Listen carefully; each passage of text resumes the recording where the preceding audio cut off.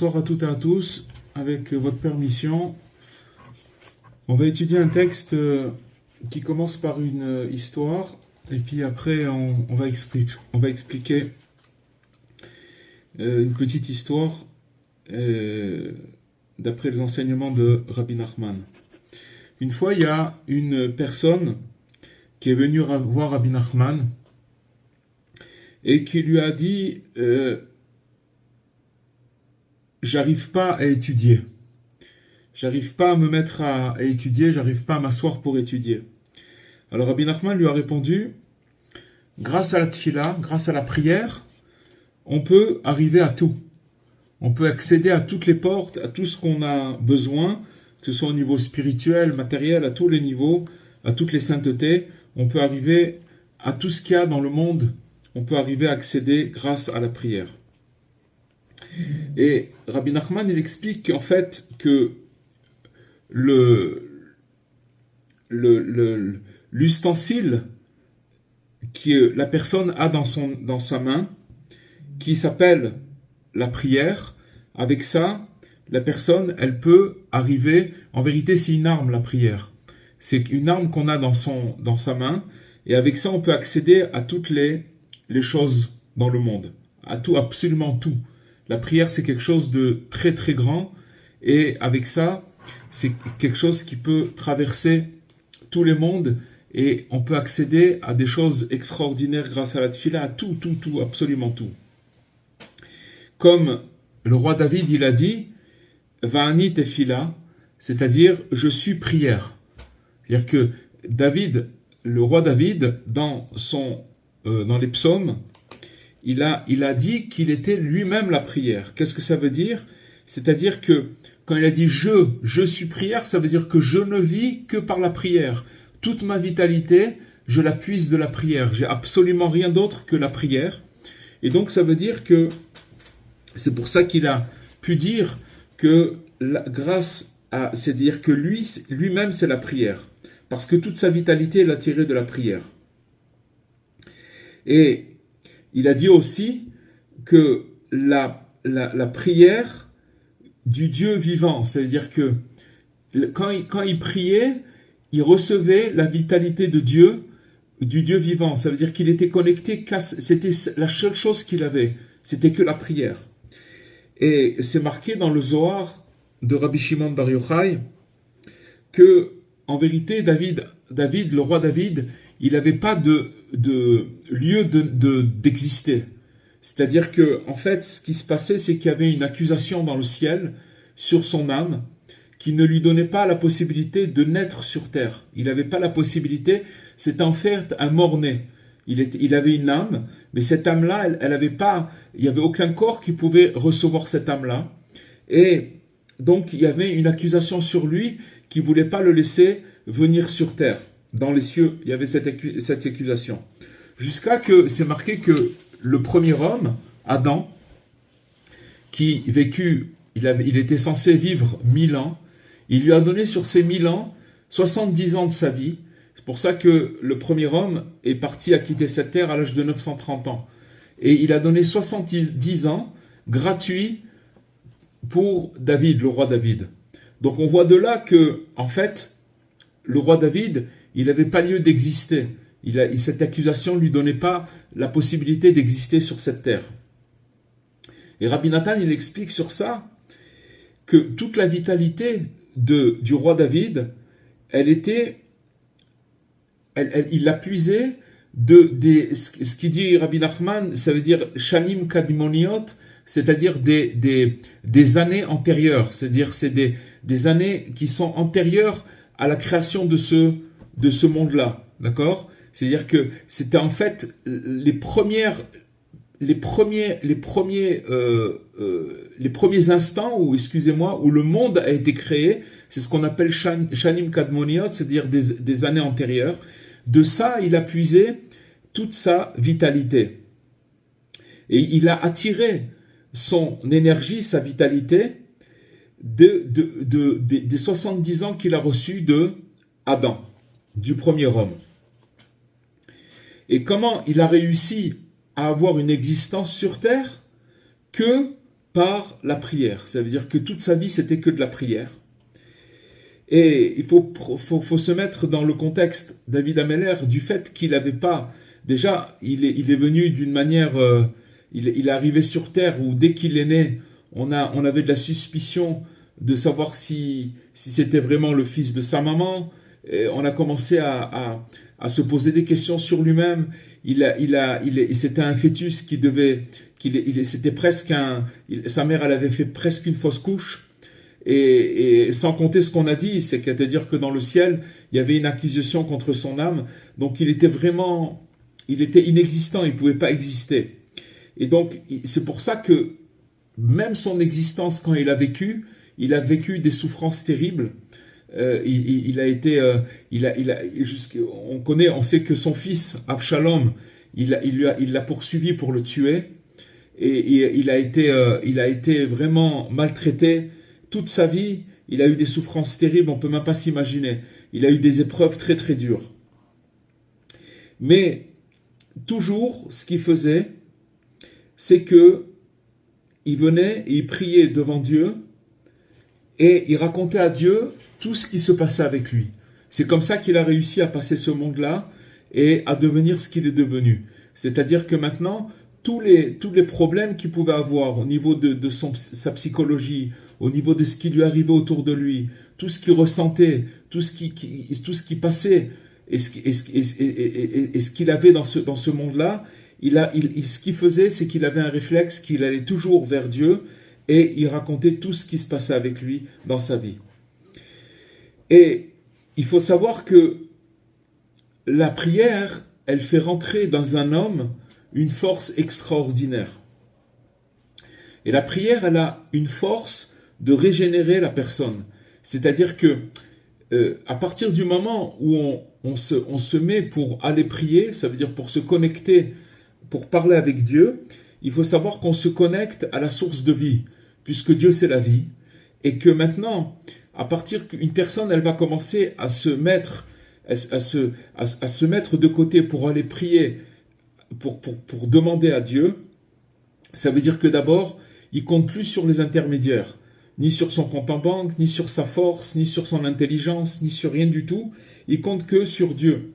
Quand cette personne, elle arrive à compter sur Dieu, c'est-à-dire qu'elle réserve un moment tous les jours pour parler avec Dieu, qu'est-ce qui va se passer? Elle va se connecter à la source de la vie, ce qui est Dieu. Et c'est quelque chose que tout le monde peut faire, dans la mesure où, si vous voulez, c'est marqué que à partir du moment où une personne, elle commence même à se préparer pour parler, ça veut dire qu'elle n'a pas commencé à parler, elle se met dans un endroit où elle va commencer, elle voudrait rentrer en contact avec Dieu, mais elle n'y arrive pas, mais seulement elle a réservé ce moment pour parler avec Dieu. Elle a dit, voilà, maintenant je vais me mettre dans un coin où je suis isolé, où j'ai pas de téléphone, où j'ai rien du tout, et je suis seul avec mon Créateur. C'est marqué qu'à ce moment-là, il se connecte au Ruach HaKodesh, à une zone qui s'appelle Ruach HaKodesh. Ruach HaKodesh, ça veut dire le souffle sacré. Qu'est-ce que c'est ce souffle sacré? Ce souffle sacré, c'est le souffle qui planait sur les eaux avant la création du monde. Veruach Elokim merachefet al pene hamaim, ça veut dire que le souffle sacré, il planait sur les eaux avant la création du monde, avant que Dieu il sépare l'eau et la terre. Alors ce souffle-là, il planait. Il n'y avait que le souffle de Dieu, il n'y avait rien d'autre. À partir du moment où une personne, elle s'isole, qui que ce soit, peu importe son degré de spiritualité, peu importe son degré de croyance ou son degré de pratique, à partir du moment où il va s'isoler pour rentrer en contact avec son Créateur, à ce moment-là, il va se connecter à cette zone qui s'appelle la zone du souffle sacré. Et à ce moment-là, cette zone du souffle sacré, qui est en vérité le souffle qui est antérieur à la création du monde et qui est en vérité qui est la racine du Messie, du Mashiach. Alors ce souffle-là, il va rentrer, même s'il n'arrive pas à parler, il va rentrer dans sa vie, il va commencer à planir toutes les difficultés que la personne a. Elle va sentir, c'est pour ça qu'une personne, elle s'isole pour aller parler avec Dieu, elle se régénère complètement. Vous allez faire l'expérience de maintenant, vous êtes plein de problèmes, vous avez des soucis, vous pensez à des choses, etc. Et vous vous coupez du monde. Et vous allez vous isoler dans un coin pour parler avec Hachem. Après cette séance que vous allez faire, vous allez voir que le monde, il est complètement nouveau. Il s'est régénéré. Pourquoi? Parce qu'on s'est connecté à la source de vie, qui est Dieu. D'accord? À cette source-là, et qui est le souffle sacré. Le Ruach HaKodesh, ça veut dire c'est le souffle sacré. Alors maintenant, c'est pour ça qu'on arrive à se renforcer par toutes sortes, pas se renforcer, se régénérer, se renouveler par toutes sortes de renouvellements. Et donc on se sent complètement neuf, comme une personne qui vient de naître à l'instant. C'est ça la prière. C'est ça la prière. Vous savez, la prière si vous voulez, qu'on a l'habitude de voir, c'est très formaliste. C'est-à-dire on fait une prière avec un livre, on va dans un temple de prière, et puis voilà, quand on a terminé la prière, on sort. Mais elle est où la connexion? Elle est où la connexion? Là, on parle d'une prière, si vous voulez, où je prends conscience maintenant que je suis devant mon Créateur, comme je suis J'ai pas un grand degré, j'ai même peut-être, je suis très bas, peu importe. Mais à partir du moment où me mets dans cette position-là, à partir de ce moment-là, je vais me connecter à ce souffle sacré et je vais pouvoir me régénérer complètement, ça veut dire de me renouveler. Et c'est quelque chose que tout le monde peut faire à chaque instant, le jour, la nuit, tout le temps.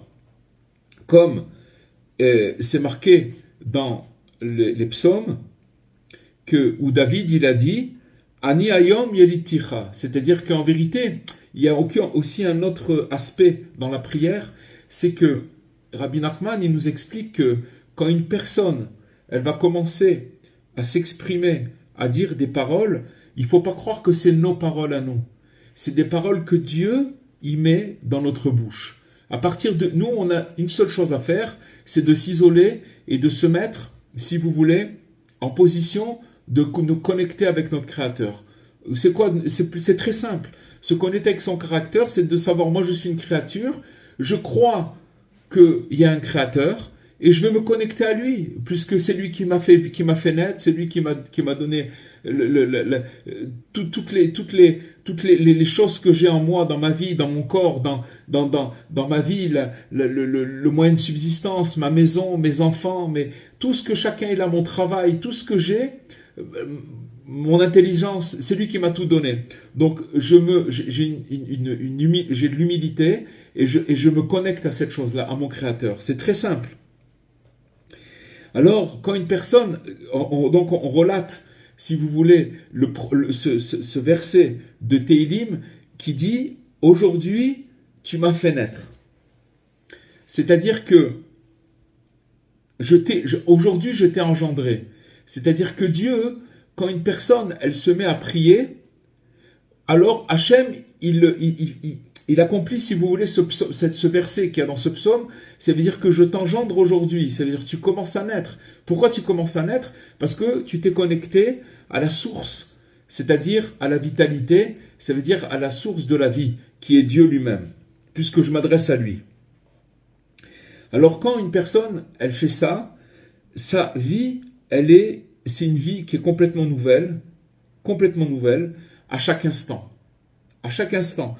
Puisque quand une personne elle commence sa démarche de parler avec Dieu, c'est vrai qu'elle doit s'isoler, mais après, même dans sa journée, quand il va, je sais pas moi, il va aller au travail, il est dans sa voiture, il va rechercher à chaque fois cette fréquentation, la fréquentation de Dieu. Ça veut dire que, en fait, c'est d'arriver à mettre Dieu dans sa vie, dans les choses les plus banales, puisque je vis moi avec Dieu. C'est ça que je veux. Je vis avec Dieu parce que c'est le meilleur endroit qui existe.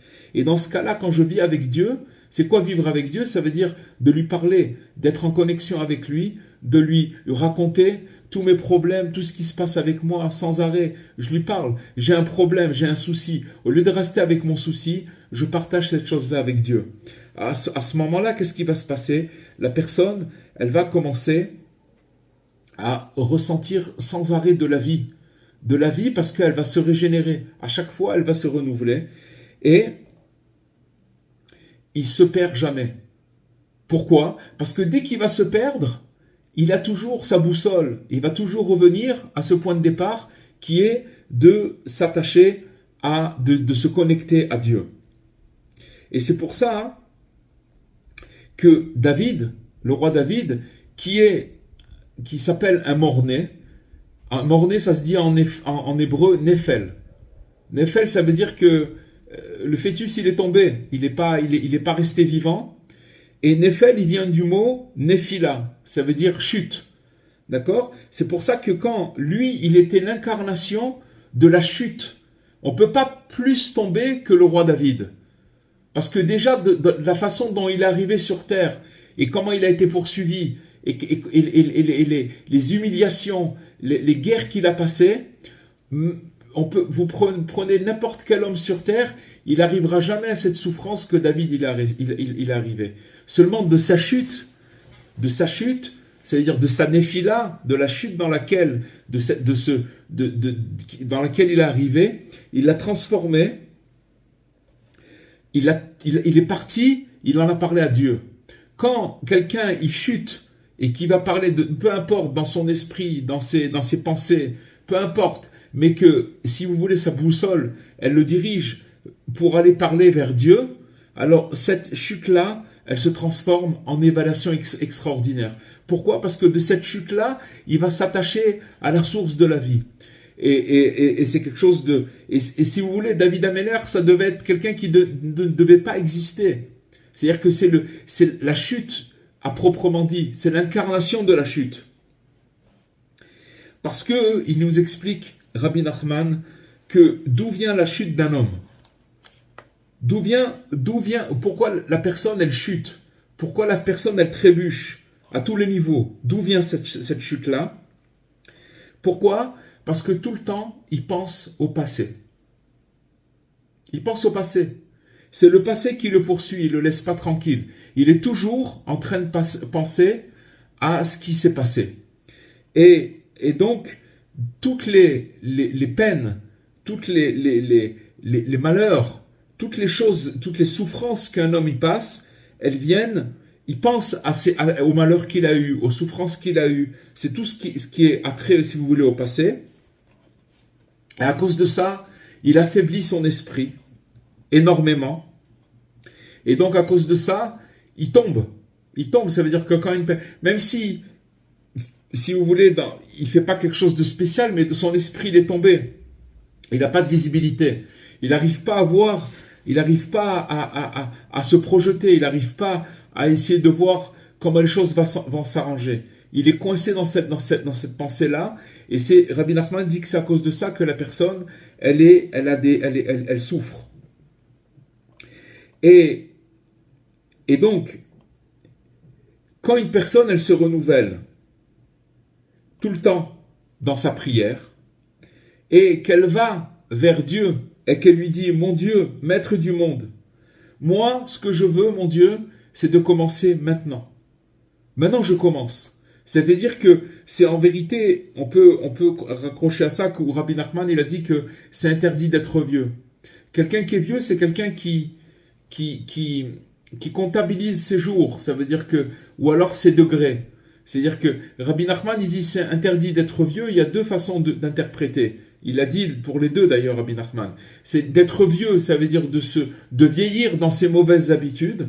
Ça veut dire de croire qu'on ne peut pas changer de ses mauvaises habitudes. Ça s'appelle un vieux. Et il a parlé aussi d'un vieux qui est injuste déjà, qui est déjà tzaddik. Un vieux tzaddik, ça aussi, Rabbi Nachman, il a dit c'est pas bon. Il ne faut pas être un vieux. C'est quoi un vieux qui est tzaddik? C'est quelqu'un qui est déjà arrivé à un degré très respectable et qui s'installe déjà dans la sainteté. En quelque sorte, il veut pas bouger, il est bien là où il est. Là, il est arrivé à un degré de sainteté, il veut pas bouger de là-bas. Et ça, Rabbi Nachman aussi, il a proscrit cette chose-là. Il a dit que c'est un interdit. Donc, ce qu'il doit faire, que la personne doit faire, dit mon Dieu, aujourd'hui, je veux commencer maintenant. Je veux commencer maintenant.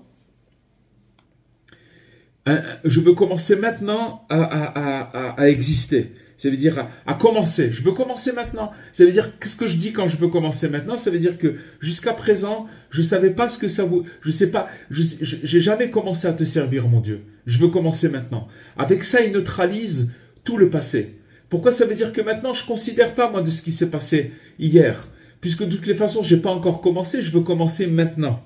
Donc, avec ça, il va commencer à ressentir tout le temps une vie nouvelle. Et ça, c'est quelque chose qu'on peut ressentir tous les jours. Tous les jours. Le problème, la souffrance d'un homme, c'est d'amasser ça veut dire que de croire que j'ai vécu encore un jour de plus, et si je me retourne, j'ai beaucoup d'heures de route et d'expérience, et j'ai compris ça, en vérité, on n'a absolument rien compris. On comprend rien du tout. Et le seul vrai renouvellement, c'est de dire, mon Dieu, je veux commencer maintenant. Et donc, quand il va faire ça, qu'est-ce qui va se passer? Il va sentir qu'il est né maintenant, véritablement. Et une fois, Rabbi Nachman, il a dit que chaque homme, il doit se comporter, chaque personne, chaque être humain, il doit se comporter comme ça dans sa prière. Que quand il va commencer à prier et de s'isoler avec Dieu, il doit dire maintenant je commence à me rapprocher de Dieu. Parce que, si vous voulez, toutes les chutes, elles viennent qu'on croit qu'on a déjà commencé, qu'on a déjà fait un chemin, qu'on a commencé à... On connaît Dieu, ça fait déjà des années que je prie, et ceci et cela. Et ça, c'est vraiment la préparation pour la chute. Tout simplement, c'est la préparation pour la chute. Et Rabbi Nachman, Rabbeinu, il a dit que tout celui qui se réfère à moi, qui va parler de mes enseignements, qui va parler même de moi, alors il va se sentir comme un nouveau-né. Et ça, on le ressent. Si vous faites attention que quand on fait une étude de Rabbi Nachman, ou même quand on parle de Rabbi Nachman à une personne à qui on a envie de faire passer un message, on sent qu'il y a une régénération, on sent qu'il y a un renouvellement, que la personne, on sent que comme si qu'on venait de naître maintenant. Parce que le principal, si vous voulez, de l'enseignement de Rabbi Nachman, c'est le travail de la prière. C'est ça que Rabbi Nachman, il a fait rentrer. Une fois, il a dit, Rabbi Nachman, tout mon sujet à moi, c'est la prière. C'est que la prière. C'est seulement la prière. C'est pour ça que quand une personne, elle rentre dans le travail de la prière et qui veut se renouveler avec la prière, alors il va devenir une personne qui vient de naître. Et il va complètement oublier le passé. Le passé, il poursuit la personne. Maintenant, quand il n'arrive pas à s'isoler pour parler avec Dieu, alors c'est le passé qui le poursuit et qui ne le lâche pas. Et avec ça, il est torturé. Il est torturé, il souffre. Et quand il souffre et qu'il est torturé, il attire sur lui des choses négatives. Des choses négatives, parce que sa tête, elle est sans erreur par le passé, dans le passé. Et une fois, on raconte qu'il y a une personne qui est venue chez Rabbi Nachman et qui est venue se plaindre parce qu'il faisait des péchés dans sa vie, il a fait beaucoup de péchés, et qu'il était parti chez des grands justes, des grands tzadikim, et qui lui avait donné, chaque juste lui avait donné une réparation. Il lui a dit, écoute, pour les fautes que tu as fait, il n'y a pas d'autre moyen, c'est que tu fasses beaucoup de jeûnes. Un autre juste lui avait donné de se rouler dans la neige. C'est ce qu'on appelle des sigoufim en hébreu, c'est des mortifications. Ça veut dire que la personne, comme elle a profité, elle a eu du plaisir avec son corps, alors elle doit enlever ce plaisir de son corps, d'accord, en se roulant dans la neige. Ou alors Bon, c'était des choses qu'il faisait à l'époque, ce qu'on appelle des mortifications. Mais il était complètement désorienté parce qu'il se rendait compte que tout ce qu'il avait fait, et il avait fait des jeûnes et des mortifications, etc., de toutes sortes, et il était complètement désorienté. Et il avait vu que toutes ces mortifications et ces jeûnes qu'il avait fait, il sentait que le mauvais penchant, il était encore en lui, et qu'il s'en était pas du tout débarrassé. Alors, Rabbi Nachman, il lui a dit, tu dois t'habituer de dire le psaume, pas le psaume, le verset, Ayom, Ani Ayom Yaliticha, aujourd'hui je t'ai engendré. Rabbi Nachman, il lui a dit, tu dois t'habituer à dire ce verset, aujourd'hui je t'ai engendré, aujourd'hui je t'ai fait naître. Et Rabbi Nachman, il a dit la chose avec beaucoup de simplicité. Aujourd'hui, je t'ai engendré. Avec beaucoup de très grande simplicité, jusqu'à que la personne, elle a commencé à se sentir complètement neuve, comme un petit bébé qui vient de naître. Et il a senti que tout son passé, il est tombé. C'est-à-dire qu'il s'est senti complètement libéré. Il a senti un poids qui sortait de lui-même, qui partait de lui-même. Et il a commencé à sortir de toutes ces confusions, et il est devenu un grand repentant, il est devenu un grand Baal Tchouva. Et on voit que cette chose-là, c'est ça la réussite de l'homme. La réussite de l'homme, elle réside dans cette chose-là, dans s'isoler et de parler avec Dieu et de dire, voilà, je commence maintenant à te servir. Et à lui raconter tout ce qui se passe avec nous. Et qui se renouvelle dans sa prière. C'est quoi de se renouveler dans sa prière?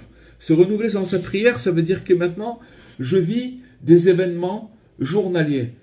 Vous n'avez qu'à voir ce que vous avez vécu aujourd'hui, et hier, et avant-hier, et vous avez déjà oublié ce que vous avez vécu hier. Et parce qu'on est pris, on est rattrapé par les événements de la journée, que ce soit dans notre esprit, que ce soit dans nos pensées, ou que ce soit dans la réalité de tous les jours. On vit des événements sans arrêt. Et maintenant, si on ne les exprime pas, et on ne les partage pas avec Dieu, alors ces événements-là, ils rentrent dans notre cœur. La semaine dernière, j'étais à Strasbourg et je me suis retrouvé à Colmar, dans une communauté où on est parti avec un ami faire de la distribution des livres et j'ai joué de la musique devant, tous les mercredis ils se rassemblent et bon, Colmar c'est une ville assez éloignée de la religion, mais il y a une communauté et ils sont venus tous à midi le mercredi et c'est des gens d'un certain âge qui sont venus. Il y avait à peu près une cinquantaine, soixantaine de personnes. Et je leur ai parlé je leur ai dit que tous les problèmes d'un homme, ils se trouvent dans son cœur. C'est-à-dire que maintenant, quand il a un événement aussi bénin qu'il soit, n'importe quoi, même une pensée qui le triture, et qu'il ne va pas traiter cette pensée, qu'est-ce qui va se passer? Ça va se stocker dans son cœur. C'est pour ça qu'on dit, ne prends pas à cœur, hein, ne prends pas à cœur. C'est une expression qu'on dit, que quand il se passe quelque chose, ne prends pas à cœur. Que ça veut dire ne prends pas à cœur? Ça veut dire ne fais pas rentrer cette peine-là dans ton cœur. Problème, ce qui se passe, c'est que dès qu'on a un problème quelconque, ça rentre dans notre cœur. Et quand ça rentre dans notre cœur, il faut savoir que le cœur, c'est un disque dur. Il a une place, ça veut dire qu'il a un stockage limité. Bon, alors, et vous voyez qu'une personne qui va prendre à cœur, avec le temps, il peut, Dieu préserve, avoir des défaillances dans le cœur, ou tout simplement avoir une crise cardiaque, ou alors que le cœur il est malade, parce qu'il y a trop de... Rabbi Nachman explique que dans le cœur, c'est là où il y a toutes les peines d'un homme. Toutes les peines d'une personne se trouvent dans le cœur. Il amasse là-bas, c'est un grenier, allez, encore, et je mets. Maintenant, avec le temps, quand le cœur il est malade, c'est ou une crise cardiaque, ou alors, quand la personne elle a mal au cœur, elle va commencer à envoyer le cœur, puisque le cœur c'est une pompe et qu'il est fait pour faire, faire tourner le sang qu'il y a dans le cœur, d'accord?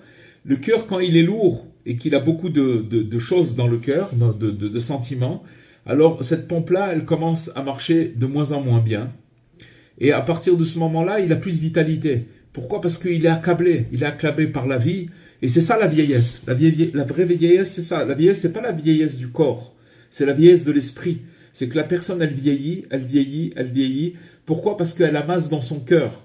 Et quand elle amasse dans son cœur, alors à un moment, le cœur, il n'a plus de place et il explose. Il ne peut pas supporter. Ou même s'il n'a pas une crise cardiaque, mais la personne, elle commence à ce que le sang qui doit circuler dans le sang, il a pas de vitalité. La personne, elle est accablée, elle n'arrive pas à remonter. Alors je leur ai dit, et je vous le dis, et je me le dis aussi, plutôt à moi le premier, c'est que il faut savoir, les amis, que maintenant, Rabbi Nachman, il a donné un conseil. C'est ce qu'on a appris ce soir, c'est tout simplement une personne qui n'arrive pas à se renouveler. Pourquoi on ne se renouvelle pas? Parce qu'on n'arrive pas à renouveler notre prière. Ça veut dire quoi, renouveler notre prière? C'est-à-dire qu'il faut savoir qu'il faut être capable, et c'est un travail. Il faut être rappel que tous les jours, d'être capable de parler devant Dieu de ce qui se passe avec moi dans le présent. Dans le présent, j'ai tel souci, j'ai telle pensée, et d'en parler avec Dieu. Aide-moi à enlever cette chose-là, aide-moi à trouver une solution, aide-moi à faire ci, d'en parler. Et je commence maintenant à te servir, mon Dieu, je commence maintenant à prier. Quand une personne, elle fait ça, qu'est-ce qui se passe? C'est qu'avec sa bouche, elle va exprimer des sentiments qui se trouvent dans son cœur. Et ses oreilles, elles vont entendre cette expression. Et qu'est-ce qui va se passer? Alors, il va commencer à faire de la place dans son cœur. Parce qu'il va régler des dossiers. Il va régler des choses qui se sont stockées dans son cœur et qui vont partir. Et la personne qui fait ça, alors, pourquoi? Parce que quand elle parle avec Dieu, on a dit qu'elle elle va s'attacher à la source de vie, c'est la vitalité. Et dans ce cas-là, il va commencer même, et je vais vous dire une chose, c'est que quelqu'un qui parle tous les jours avec Dieu, ça ne veut pas dire que tous les jours c'est facile. Parce qu'il va commencer une journée, il va vouloir parler avec Dieu, il va être dans une obscurité totale. Mais s'il fait un effort de quand même le faire, malgré cette obscurité, cette lourdeur, d'où elle vient la lourdeur, elle vient dans le cœur. Une fois, je vous ai raconté déjà cette parabole où Rabbi Nachman, il avait envoyé, Rabbi Nachman, il raconte une parabole où il y avait un roi qui avait envoyé son fils dans des contrées lointaines pour apprendre des sciences. Et donc, il est parti des années pour apprendre toutes sortes de sciences. Et il est revenu au palais royal chez son père. Et son père, il lui a dit, mon fils, j'ai une mission pour toi. Il dit, mon père, chère majesté, je suis à votre écoute, ce que vous me demanderez, je suis prêt à le faire. Il dit, regarde, il y a une très grosse pierre. Cette pierre-là, elle est par terre, elle est au sol. Je voudrais que tu la prennes et que tu la montes au premier étage de cette bâtisse, de cet immeuble, de cette maison.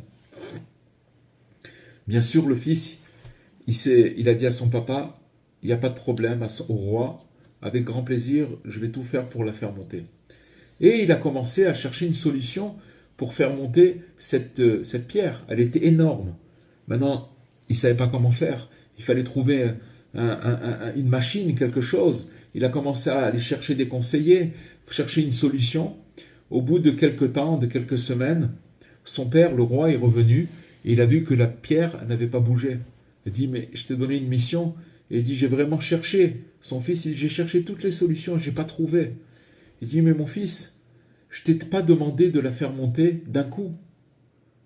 Si tu avais pris un petit burin avec un marteau et que tu aurais tapé tous les jours, tu aurais cassé un bout de cette pierre et tu aurais monté un morceau au premier étage et un autre morceau, tu serais arrivé à la monter complètement, cette pierre, au premier étage. Je ne t'ai pas demandé de la monter d'un coup. Alors Rabbi Nachman, il explique qu'est-ce que c'est cette pierre. Il explique que cette pierre, c'est notre cœur. On a un cœur de pierre, c'est pour ça qu'on n'arrive pas à parler. C'est pour ça que quand on s'engage ou quand on veut essayer de parler avec Hachem, c'est pas facile.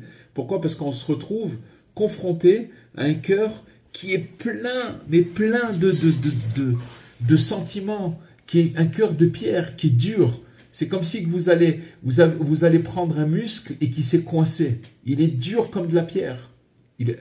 Donc, qu'est-ce qu'il faut faire? Il faut prendre un burin.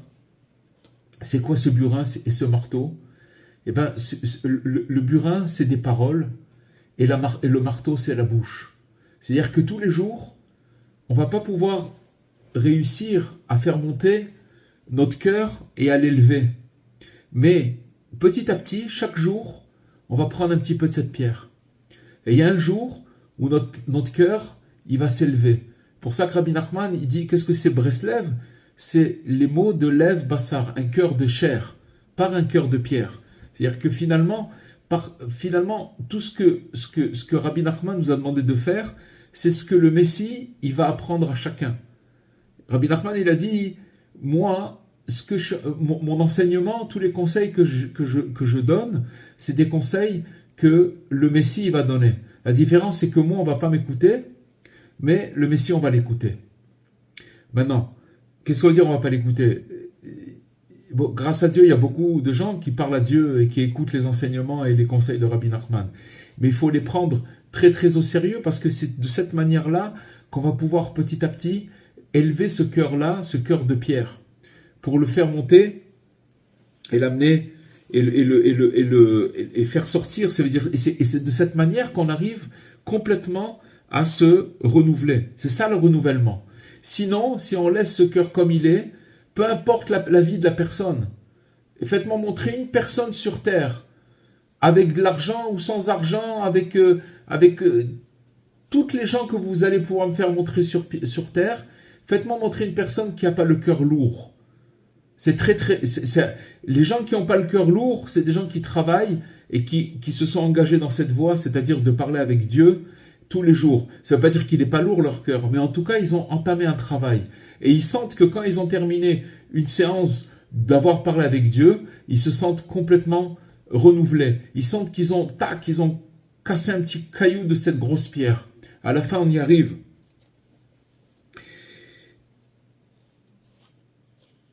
Voilà. Et donc, c'est ça qui dit Rabbi Nachman. C'est ça qui dit Rabbi Nachman. C'est pour ça que il dit Rabbi Nachman que heureux celui qui est pas qui se laisse pas aller. Ça veut dire que se laisser pas aller, vous savez, c'est un trésor la prière, le fait de s'isoler avec Dieu, c'est un trésor extraordinaire. Il dit Rabbi Nachman, heureux celui qui se fait pas avoir, qui se fait pas rouler, que ça lui passe pas à côté et qui va comment ça s'appelle, organiser son temps. Ça veut dire il va profiter du temps tellement précieux de la prière et de la hitbodedut, ça veut dire de s'isoler toujours vers Dieu, que ce soit la journée ou la nuit, peu importe, que ce soit dans une synagogue ou dans n'importe quel endroit qui existe, peu importe, parce que c'est ça qui va le faire tenir dans tout ce qui se passe avec lui dans sa vie. Tout ce qui se passe avec lui dans sa vie.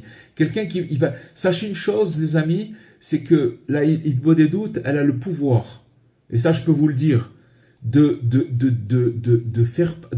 tenir dans des tempêtes les plus véhémentes. Une personne n'est pas passée à partir du moment où elle lâche pas cette chose-là, alors quoi qu'il lui arrive, quoi qu'il passe avec lui, il remontera toujours. Toujours. Il va remonter, et à la fin, il va attirer sur lui tout le bien de tous les mondes, et que Dieu nous donne le mérite de s'employer à la prière et de la hitbodedut, de s'isoler toute notre vie, et on aura le mérite d'attirer vers nous une vraie vie, une vie pleine c'est ça la vie, avec de la vitalité, et une vie éternelle dans ce monde et dans le monde futur. Amen. Voilà les amis. J'ai une question, Rabbi. Oui, Jean-François, je vous écoute. Salutations à tous. Je voulais vous demander si c'est juste qu'on puisse lier le cours avec... on dirait que vous avez comme décrit le livre de Job. Quand j'avais Job qui me venait en tête, qui vous parlait du vieux qui veut peut-être pas se renouveler ou se régénérer. J'ai comme fait le lien avec les souffrances après que lui il comprend plus. Parce que parler de la souffrance, c'est une chose, mais quand tu la vis, est-ce que tu t'accroches à Dieu? Est-ce que ce serait juste de lier ça un peu avec Job? C'est ça ma première question. Merci.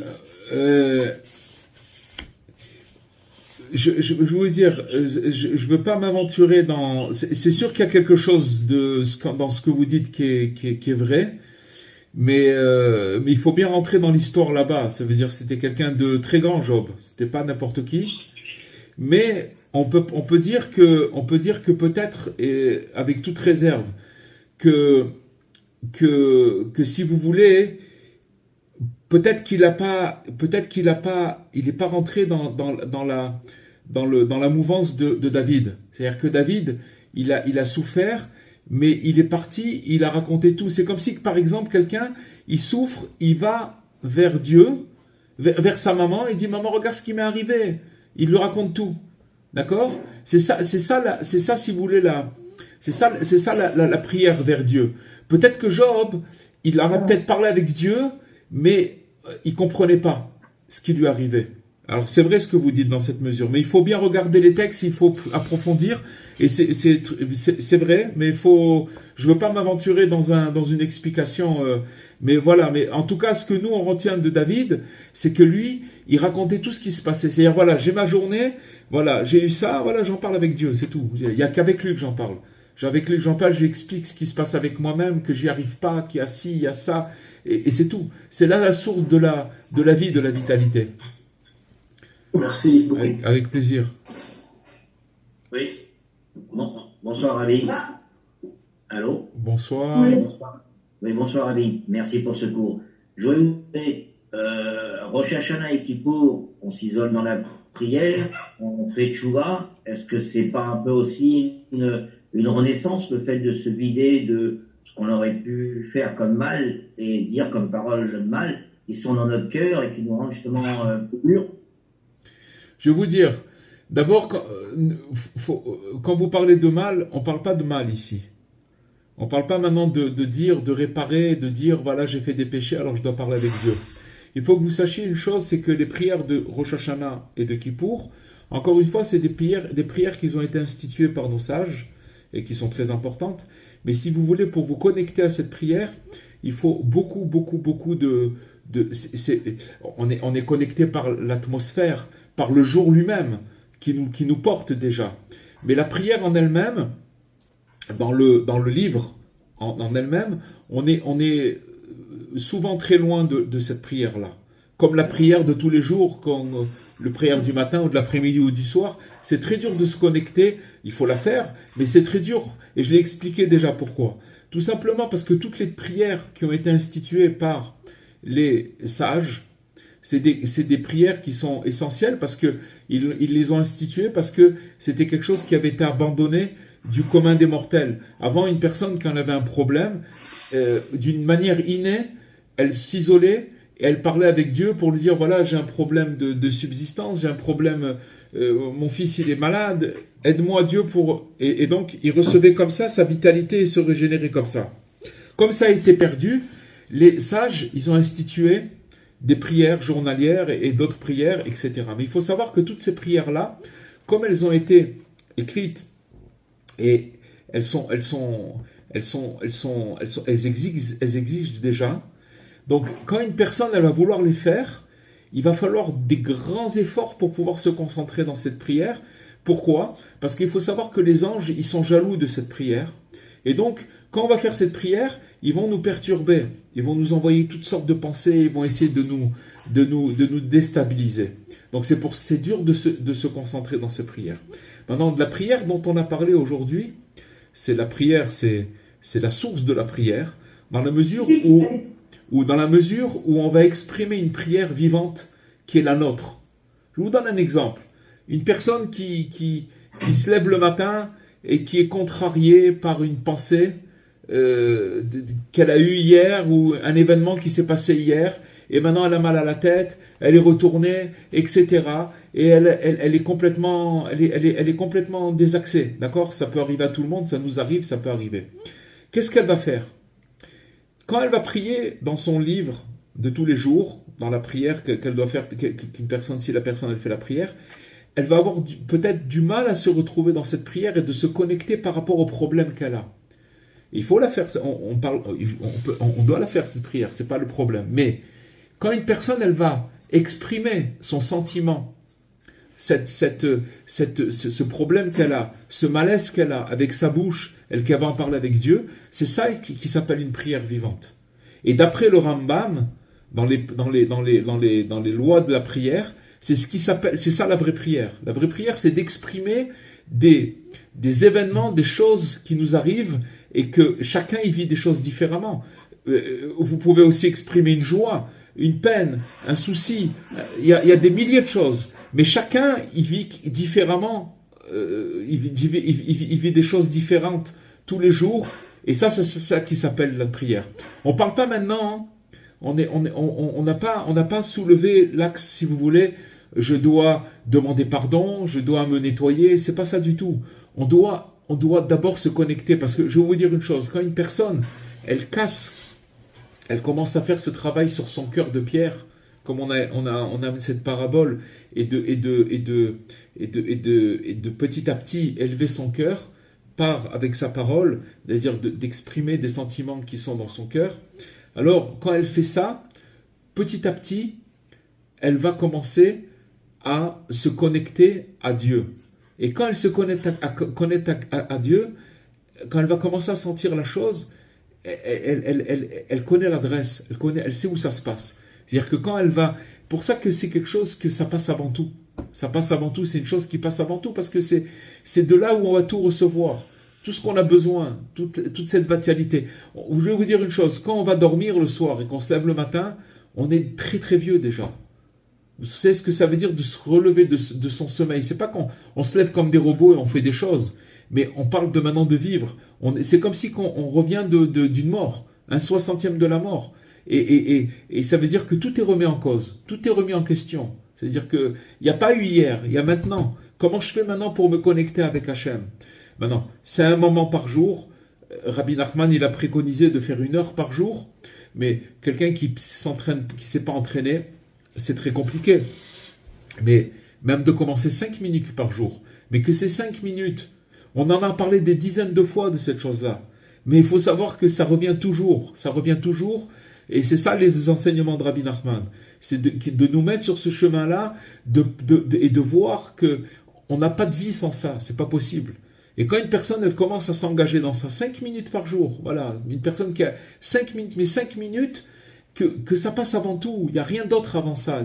Je m'engage à ça, même si je sens rien, même si c'est très lourd. Et je vais vous dire une chose, plus ça sera lourd, plus ça sera vrai. Parce que ça veut dire qu'on a touché un point. C'est plus facile, je vais vous dire une chose, de lire plusieurs pages de Talmud, d'accord, ou un livre ou de l'étude, que de faire 5 minutes et de se connecter avec Dieu. C'est plus difficile. Pourquoi? Parce que là-bas, si vous voulez, le penchant au mal, il met toutes ses forces. Pourquoi? Parce qu'à partir du moment où une personne, elle va commencer cette chose-là, elle le fait, elle est sauvée déjà. Elle a la certitude qu'elle est sauvée. Elle est sur le chemin d'être sauvée complètement. Ça veut dire quoi, sauvée? C'est-à-dire que finalement, petit à petit, elle arrive à comprendre que tout ce qui lui arrive, c'est Hachem. Elle relativise. Elle tombe pas dans le drame. Elle guérit. Vous comprenez, cher monsieur? Bonsoir. Oui, merci. Oh, il y a Abraham qui voulait parler, qui a levé la main tout à l'heure. Je vous en prie, 10 Abraham. minutes après. Merci. Attends, c'est lui, je te donne la parole. Après, Abraham, il a levé la main tout à l'heure. Bien sûr. Rav, je voulais vous demander, est-ce qu'il est bon de s'inspirer du Likuté Téphilote. pour faire la haute bodé? Juste s'inspirer comme ça, un peu pour tourner les phrases. Ça a été fait pour ça. Exactement. Vous avez tapé dans le mille. Le Likuté Tfilote, c'est l'expression de Rabbi Nathan où on arrive à se retrouver dans ses prières à nous-mêmes. Entre parenthèses, le Likuté Tfilote de Rabbi Nathan et le Teilim de David Ameller, Rabbi Nachman, il dit que quand on fait les Teilim, on doit essayer de se retrouver dans la diction des Teilim, de retrouver sa vie dans les Teilim. Parce que David Ameller, il a exprimé des sentiments, des souffrances très très grandes. Maintenant, c'est marqué que Rabbi Nachman, il dit, je crois que c'est dans la Torah 72 si je ne me trompe pas, ou que celui qui est assidu à la diction des Teilim, alors il va arriver à faire Teshuvah. C'est-à-dire quoi Teshuvah? C'est-à-dire qu'il va arriver à recevoir la réponse de sa vie. C'est quoi la réponse de ma vie? C'est-à-dire que maintenant je vais comprendre à travers les Teilim, un jour je vais tomber sur un verset où ce verset-là, il va me faire comprendre tout le sens de ma vie. Pourquoi je suis passé par là, pourquoi j'ai eu cette catastrophe, pourquoi j'ai eu ça, pourquoi j'ai eu ci, pourquoi... Je vais tout comprendre. Une personne, quand elle arrive à comprendre ce qui s'est passé dans sa vie, et qu'elle arrive à le coller avec Dieu, qu'elle sait que Dieu lui a fait, il fallait qu'il passe par ça, et qu'il comprend la chose, alors il est en paix avec lui-même. C'est terminé. Il est en paix avec lui-même.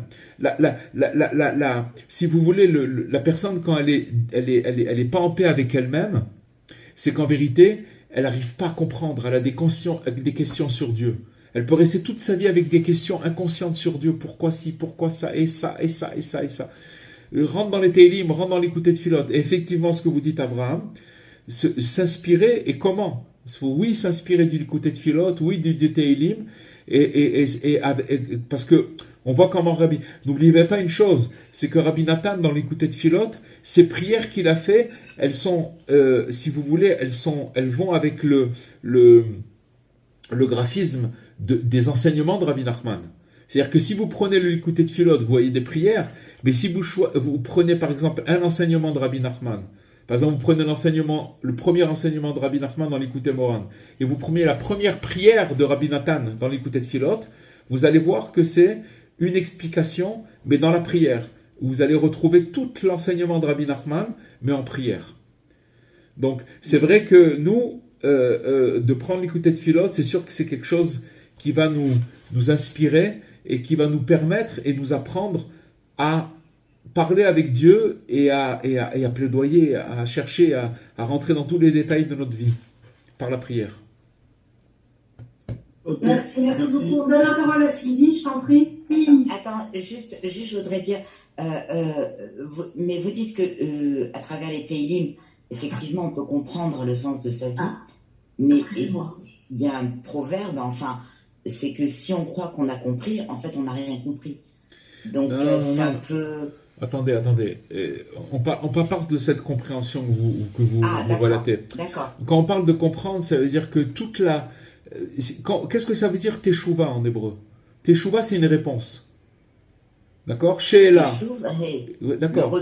D'accord. Alors ça s'appelle une réponse. C'est-à-dire teshuva en hébreu, ça veut dire réponse. C'est-à-dire qu'en vérité, je viens chercher la réponse de ma vie. Pourquoi je suis venu sur Terre? Qu'est-ce que je suis venu faire ici? À partir du moment où je comprends qu'est-ce que je suis venu faire ici, quelle a été ma mission, et tout ce que j'ai passé, c'était pour arriver à ma mission, j'ai fait teshuva, tachouf, et j'ai ramené le et, je suis revenu vers Dieu. C'est tout. Vous comprenez? Et d'arriver à ça, c'est le travail d'une vie. Comment j'y arrive? Par le Teilim, par l'écouter de Philote, par la Hidbo des doutes. Parce que comment c'est cette connexion qui va me permettre de pouvoir comprendre petit à petit par des reflets.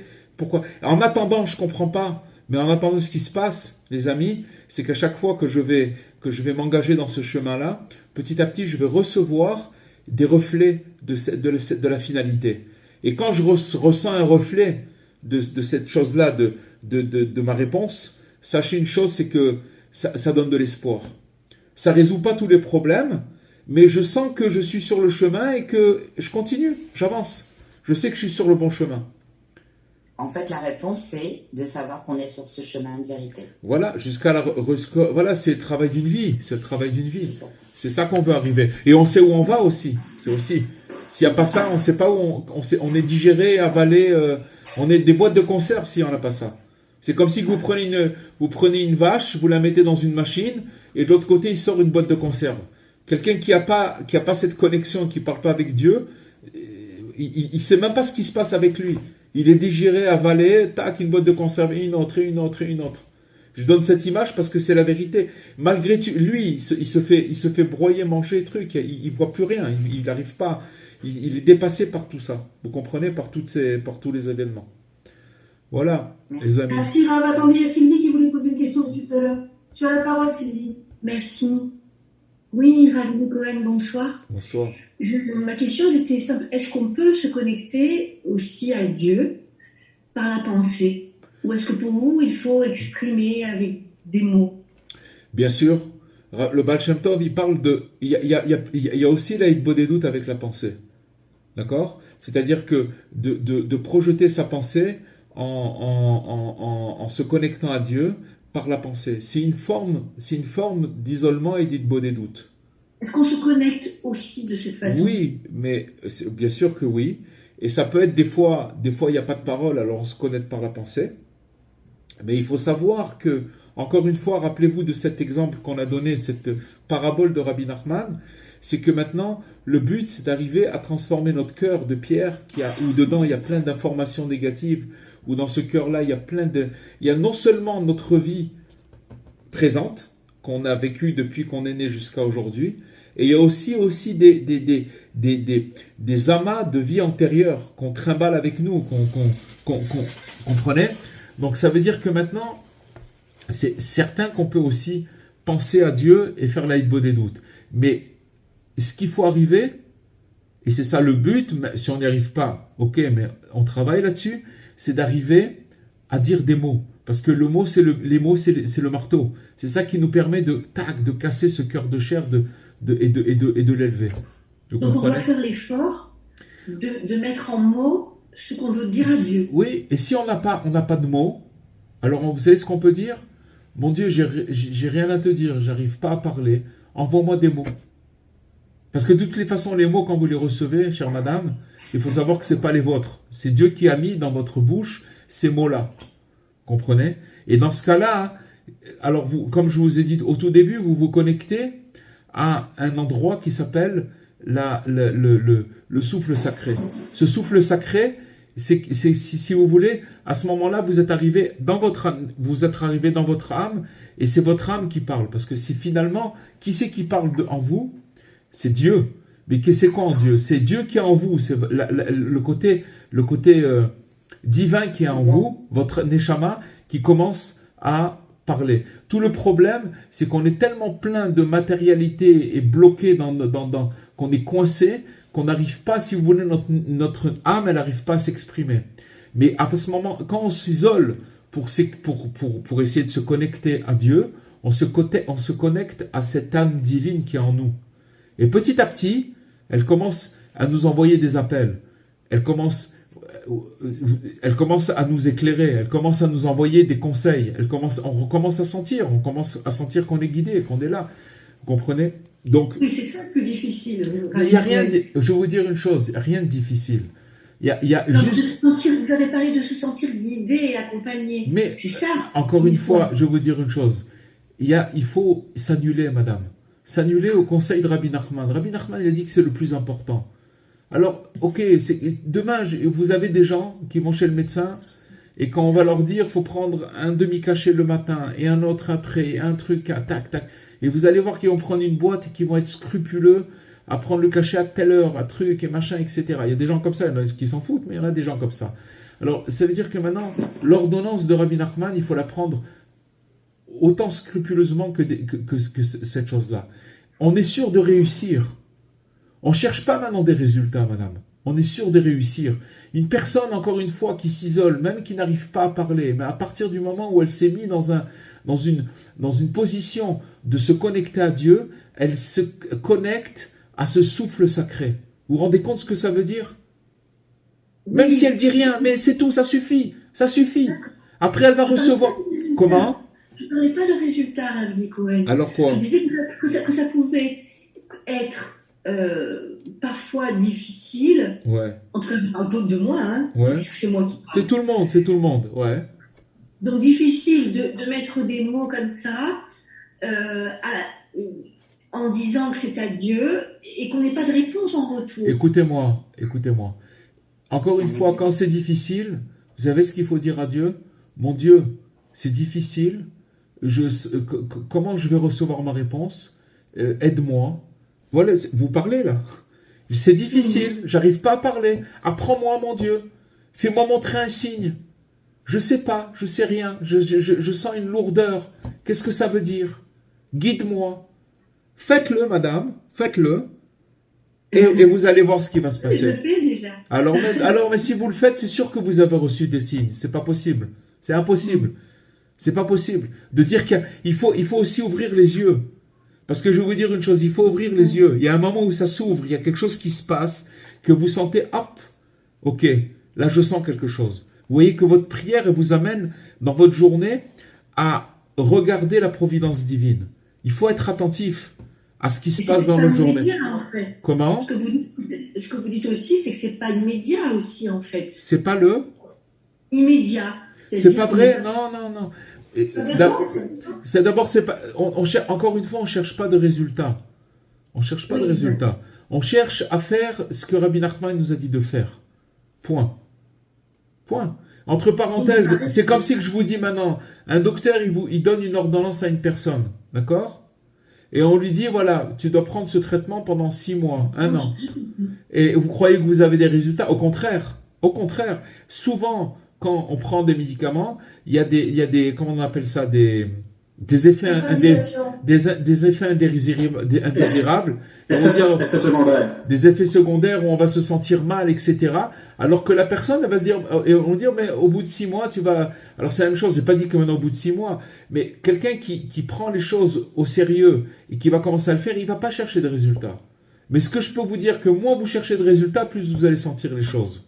Non, je comprends. C'est tout, vous allez le sentir. Il faut le faire parce qu'il faut d'abord avoir la croyance absolue qu'il n'y a que ça qui peut m'aider. C'est tout. Je crois qu'avec ça, je vais m'en sortir. Mais qu'est-ce que j'ai à chercher que ça marche ou ça marche pas? Je fais la chose. Et de toutes les façons, après, vous inquiétez pas qu'il y a des choses qui se passent et vous sentez que ça vous renouvelle. Je commence aujourd'hui. Hier, j'ai parlé avec Dieu. Je recommence aujourd'hui. Voilà, mon Dieu, aide-moi à me rapprocher de toi. C'est une nouvelle journée. Je sais rien du tout. Aide-moi. J'arrive pas à parler. Je chante. J'arrive pas à chanter, je pense. J'arrive pas à penser, je regarde le ciel. Mais je suis au rendez-vous. Je rate pas le rendez-vous. Bezrat Hashem. Je crois qu'il y a Rava qui a encore une question. Oui, excusez-moi. J'ai entendu un cours aujourd'hui sur les anges accusateurs qui peuvent bloquer un petit peu et intercepter, on va dire, notre filote et qui peuvent bloquer un peu les dossiers qu'on essaye de résoudre au quotidien et dans notre renouvellement. Pas dans la prière personnelle, Rava. La prière personnelle, elle détourne ces anges accusateurs parce qu'ils ne la connaissent pas. Justement, quand elle est spontanée et qu'elle est créatrice, alors ils ne la connaissent pas.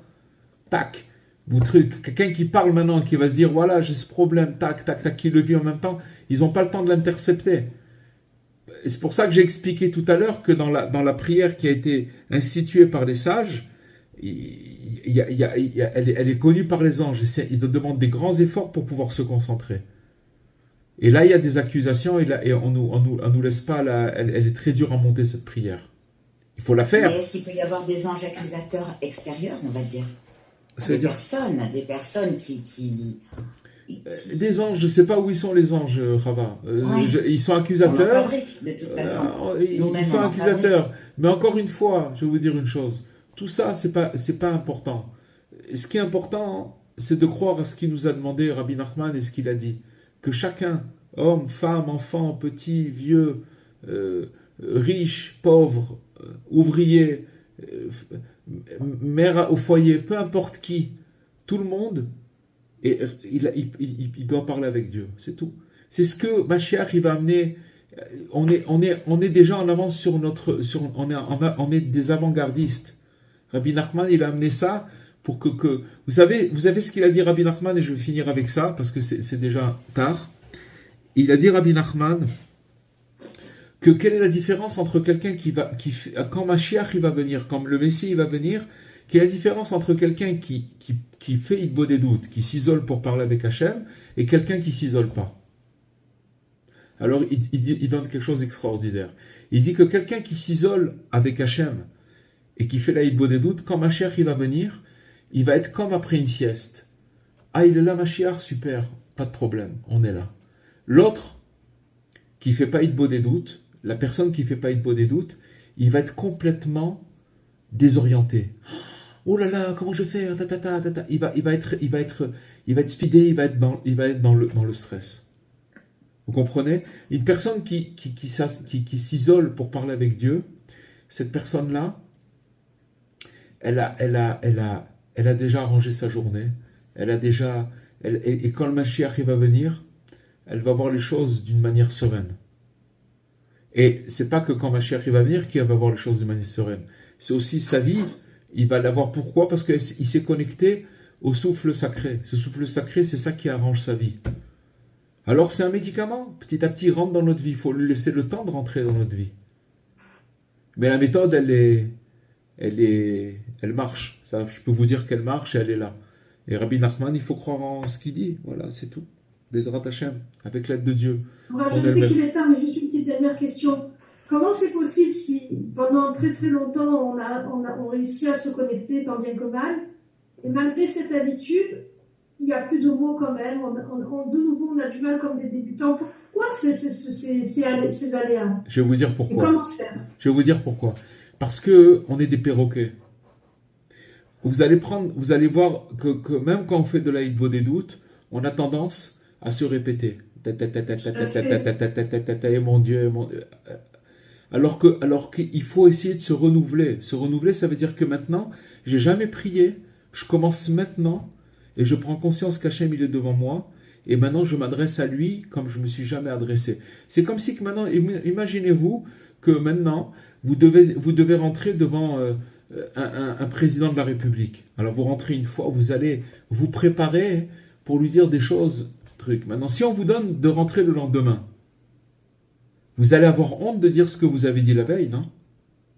Je vais lui répéter encore la même sérénade, le même truc, qu'est-ce que je vais lui raconter encore? Alors que nous, on a tendance, comme on veut se rendre quitte de la chose. On a tellement tendance à vouloir faire les choses, mais aussi à se rendre quitte. Allez, on répète.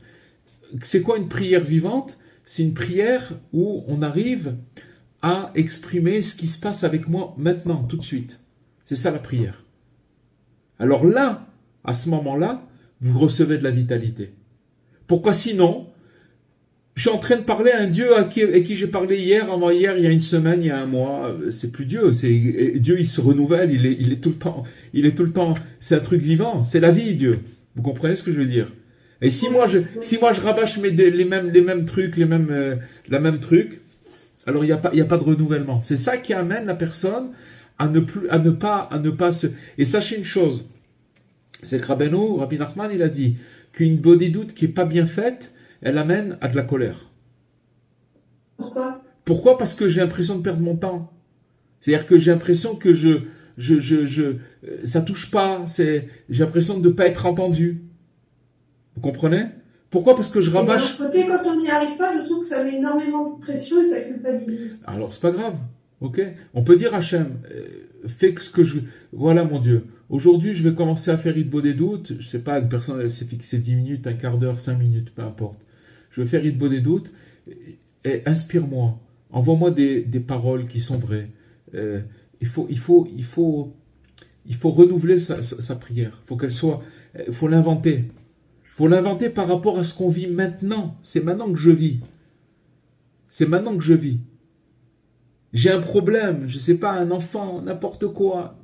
Je raconte mon problème, je le vis. C'est comme si que maintenant vous allez rentrer chez quelqu'un à qui vous avez un psychologue ou je ne sais pas quoi, ou un bon ami. Vous allez parler d'un problème qui vous tient à cœur. Je vous garantis que vous allez faire papa. Vous n'allez pas commencer à faire une sérénade, vous allez commencer à parler de votre problème parce que vous cherchez une solution. On est d'accord ou pas? Oui. Alors de la même façon, quand on s'adresse... Maintenant, ok, c'est pas grave de se planter, on s'en fout de se planter. Il y a des fois ça marche pas, il y a des fois ça marche. Peu importe, je reviens le lendemain, je retape à la porte, c'est pas un problème. C'est pas un problème. Rav, s'il vous plaît. Oui, je vous écoute. Oui, bonsoir.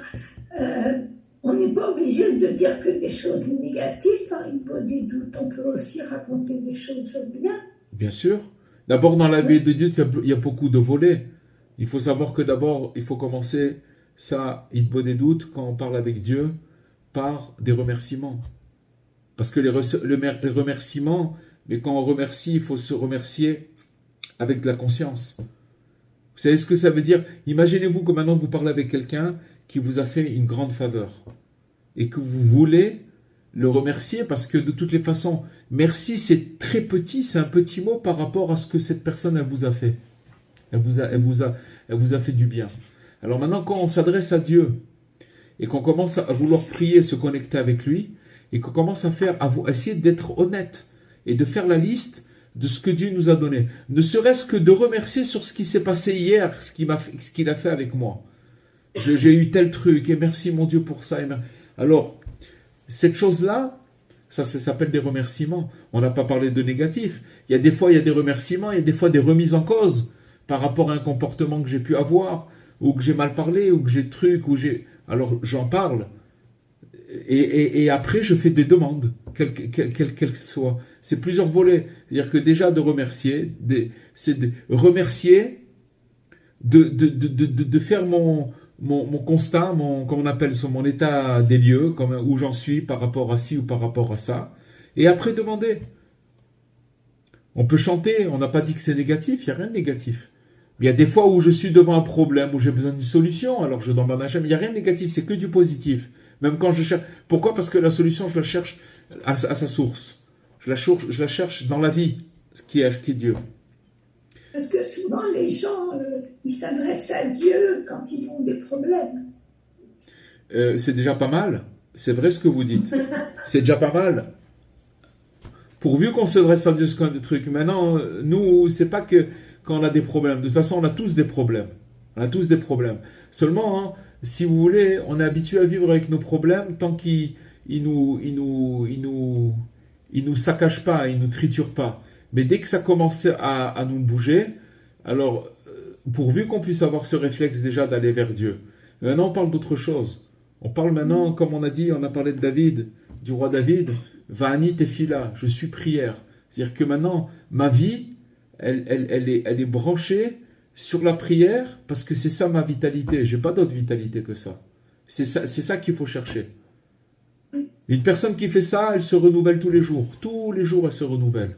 À son degré. Chacun il se renouvelle à son degré, mais il se renouvelle. Quand quelqu'un il parle avec Dieu, avant de parler avec Dieu et après avoir parlé avec Dieu, c'est deux mondes différents. Il voit la création, il voit tout ce qui se passe autour de lui. C'est nouveau, tout est nouveau.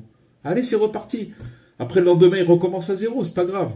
Mais au moins, je connais l'adresse, je sais. C'est comme si que tous les jours, vous rentrez dans une pièce obscure, mais vous connaissez où c'est que se trouve l'interrupteur. Alors vous rentrez, vous allumez l'interrupteur. Maintenant, quand quelqu'un, s'il rentre à chaque fois dans cette pièce, il ne sait pas où l'interrupteur, il est tout le temps dans l'obscurité, il ne sait pas où il va, il ne sait pas ce qui se passe avec lui. Les amis, qu'on puisse avoir le mérite de s'attacher à Dieu et de s'isoler tous les jours, sans exception, de prendre ça comme une prière. Encore une dernière question. Amen. Le Kiryat Shema au coucher, c'est une idée des doutes. C'est une prière. C'est une prière. Même si on parle.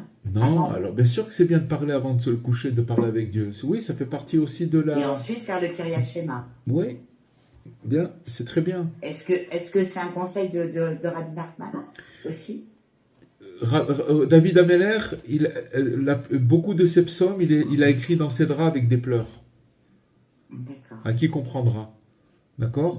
Quand on est dans son lit, Hachem il est avec nous dans notre lit, dans nos draps, dans le coussin, il est toujours avec nous. Il faut lui parler, il faut lui parler tout le temps. Parler. Je viens, je parle avec Dieu. J'ai que lui, qu'est-ce que j'ai d'autre que ça?